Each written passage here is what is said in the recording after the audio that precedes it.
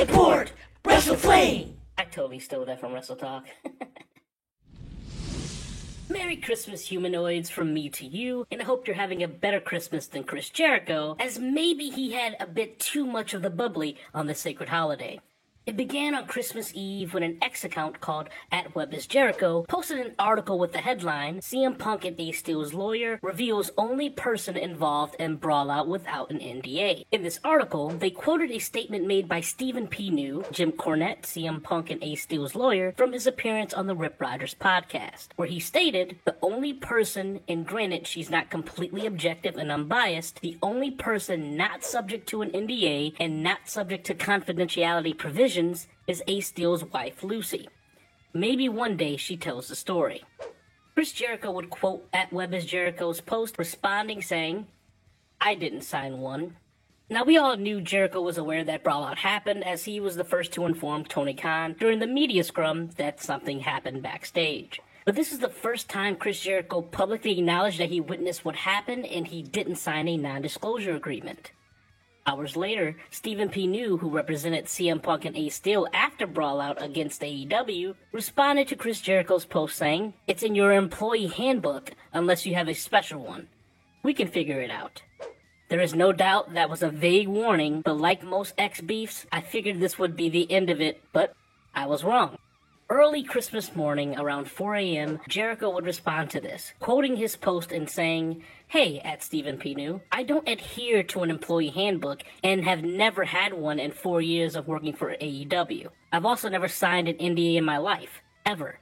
So stop trying to be a bully and making egotistical fantasy brags for your clients, and start doing some research before you make blanket statements about your buddies, because I saw everything that night, including how Lucy and her husband and best buddy acted in what really went down. And since I was in the room and watching her and everybody else the whole time, I know exactly what really happened. And considering you weren't there and I was, maybe you should shut your mark ass up, because what really went down was disgusting. Remember, folks, this was at 4 a.m. in the morning, and most people seem to think that Jericho was on a little bit of the bubbly, or a lot of it, actually.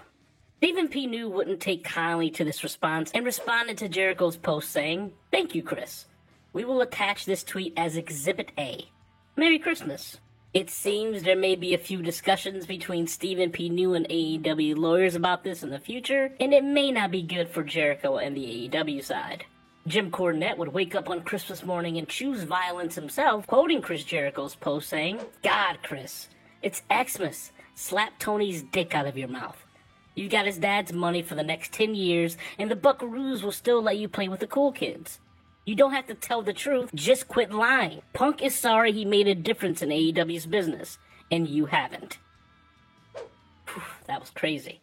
Brian Last, Jim Cornette's co-host on his podcast, would also join in and quoted Chris Jericho's post and responded saying, "'Twas the night before Christmas, when all through the house not a creature was stirring, except Chris Jericho, who was drunk off of his ass and bored.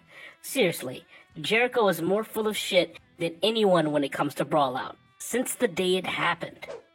He would then follow up with another post quoting a user who responded to Chris Jericho's initial post about AEW's handbook. Brian would post a picture of the handbook and posit a question. This handbook? So, now we know. The AEW handbook exists. It's canon now. What lies in it? That's what we all want to know. What do you guys think? Leave a comment below.